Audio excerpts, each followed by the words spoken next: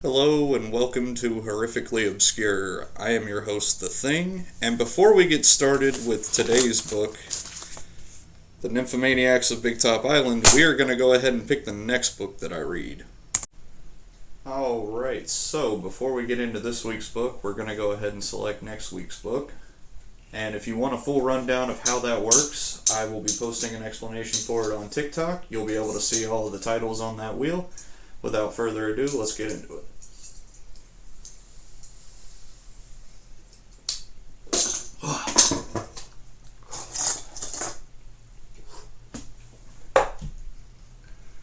Mist.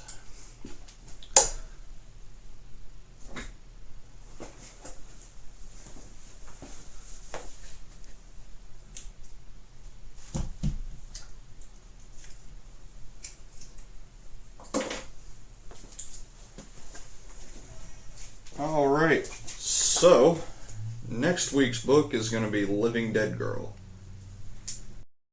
To get a detailed explanation of how the book selection system actually works, because there is a method to the madness of throwing that dart at that dartboard, check us out on TikTok over at OS Bookstore. And if you want to get your copy of Nymphomaniacs of Big Top Island, or you want to check out any of our other products, check out the link in the description below. We have mostly horror books, we have some romance, we got a lot of cheesy romances, eye bleach, and we'll get into all that on TikTok more. Without further ado, here is The Nymphomaniacs of Big Top Island.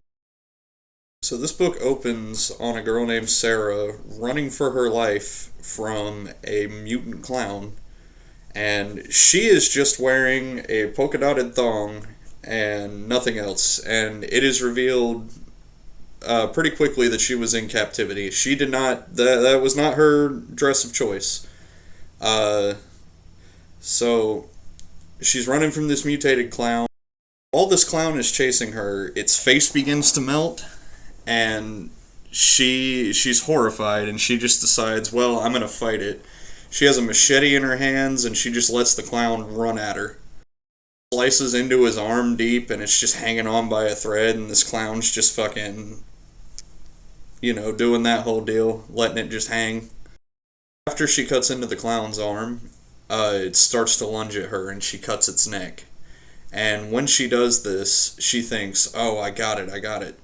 And then the clown has another head pop out where its old head was, and it just rips its own head off.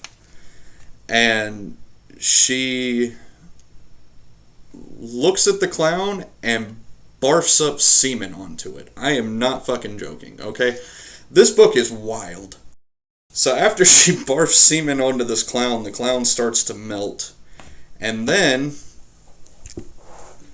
she is met with a clown helicopter who starts shooting balloon animals onto the beach in front of her. And these balloon animals, they start to morph and they form with this clown's new head. And they form like basically a tank, like the clown's head would be like the turret, and these balloon animals start to form like a tank. So that's all from Sarah for right now.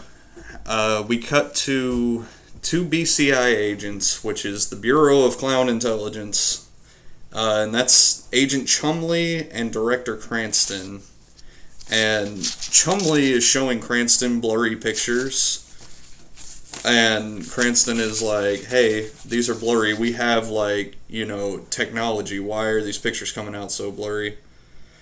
And so they joke about that for a little bit.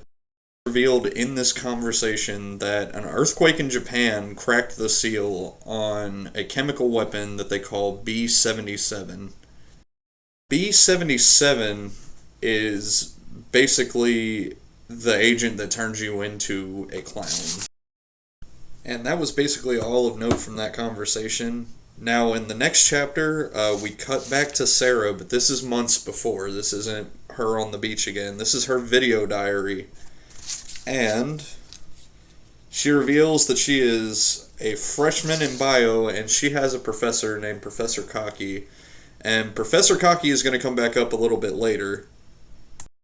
So her roommates interrupt her video diary, and they start saying like vaguely sexual things, and then Sarah accidentally lets it slip that her video diary is actually scripted.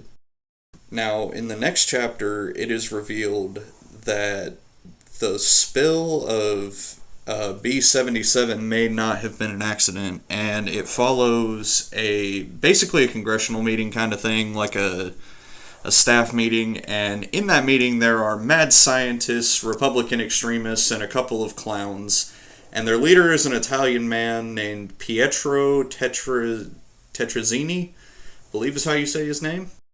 Among this group is Professor Cocky, and he talks to the group about covering it up before they're interrupted by a bomb threat. So after the bomb threat, we cut back to a conversation between Chumley and Cranston, where Cranston tells a story about a rogue colonel in Vietnam. And the whole time they're talking, he's blowing out, like, smoke rings, like, you know, how people blow the O's with, like, vape and shit like that. He's doing that with a cigar, but it's, like, impossible shaped. That's not really super crucial to it, I just thought it was kind of funny. So in the story about this rogue colonel, Cranston explains that he created something called the erotic death ray. And basically, that makes you, like, so horny that you fuck someone to death or get fucked to death. It's weird. This was a really weird book. And in this conversation, it's revealed that the person in the story who was sent to hunt down this rogue colonel was actually Chumley's uncle, and it turns out that he died to this weapon. So, the next chapter, we cut back to Sarah's video diary again, and it's just sex. She's basically just having sex with the rest of the Barely Legal Squad, who is a group of girls who are like militant lesbians. So Professor Cocky's assistant, he confronts Cocky about dropping Sarah into Big Top Island, and it turns out in this conversation you find out that the assistant, the reason that he was selected by Cocky was because he caught him running a zombie fight league, and one of the zombies he made fight was his grandma. And that kind of ruthlessness would fit right in with Cocky's team.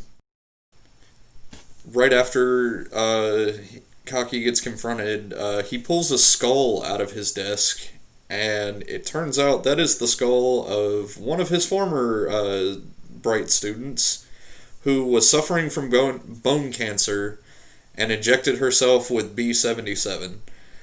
And she was doing this to try to help find, like, an antidote, and apparently being mutated in this way comes with some degree of health benefits, and so they wanted to kind of find that balance between it gives you the health benefits, but you don't go full clown and mutate fully and start killing people and all that.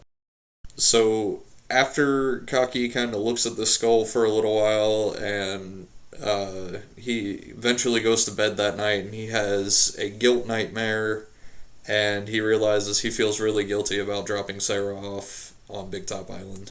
So we cut back to Sarah in the Barely Legal Squad, and she is basically used as bait to draw out the clowns. They strip her, at the Barely Legal Squad, they strip her, tie her to a tree, and just kind of leave her there. And she makes more video diaries at this point. They're pretty vile. I'm not going to talk about them here. Read the book if you want to know about all of that. So, all the way back at the beginning, something I left out, Sarah does, after she kills this clown, she talks to somebody in a biohazard suit, and they all take cover. And that guy in the biohazard suit that she was talking to, she was just calling Bob. It turns out that was Professor Cocky, and he came to save her.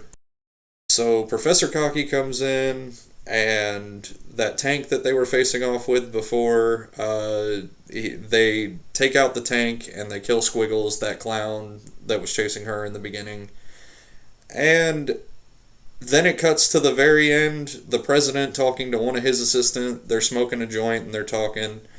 And it's revealed that all of this from beginning to end was planned. The B-77 leaking, the Barely Legal Squad being deployed, all of it. Every bit of this was planned. And that was the Nymphomaniacs of Big Top Island. As per usual, I left a good bit out. If you want to know more, consider buying your copy of it from us, Outcast Society Bookstore, link in the description.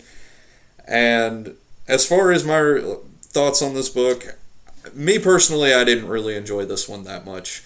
It was alright. It was funny. Like, I can see the humor in it. The jokes did kind of land, some of them. It just wasn't my thing.